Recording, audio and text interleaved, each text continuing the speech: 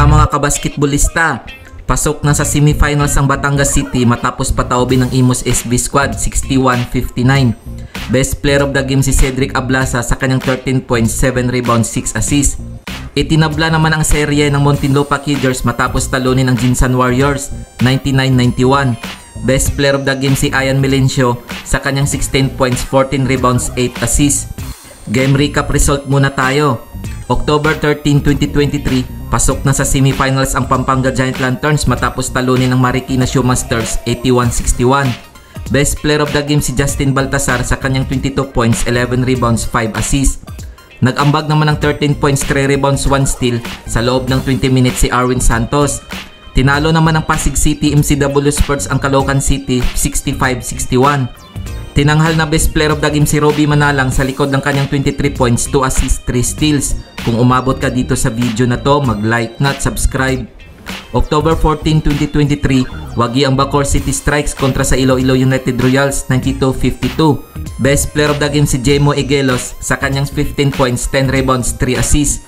Tinalo naman ng Quezon Huskers ang Zamboanga Families Brand Sardines 65-58. Nagtala ng 13 points, 2 rebounds si Francis Tamsi para sa Quezon Huskers. October 16, 2023, pasok na rin sa semifinals ang Nueva Ecija Rice Vanguards matapos talunin ang Pasay Voyagers 71-62. Best player of the game si Chris Bitoon sa kanyang 16 points, 1 rebound. Panalo naman sa dalawang overtime ang San Juan Knights kontra sa Makati Okibit Kings 95-92.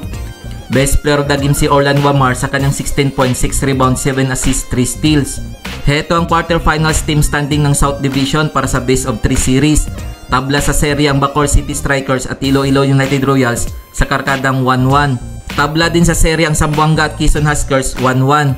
Pasok na sa semifinals ang Batangas City matapos talunin sa Game 2 ang Imus SB Squad 2-0. Tabla din sa serye ang Jinsan Warriors at Muntinlupa Killers 1-1. Heto naman ang quarterfinals team standing ng North Division para sa best of 3 series.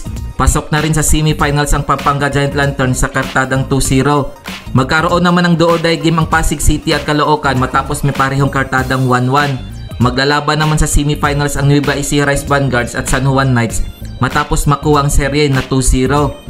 Heto naman ang do-or-die game ng MPBL ngayong October 20, 2023 na gaganapin sa Caloocan Sports Complex.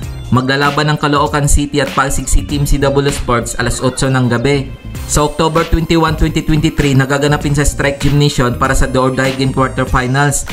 Maglalaban din ang Zamboanga Family Sardines kontra sa Quezon Huskers alas 6 ng gabi.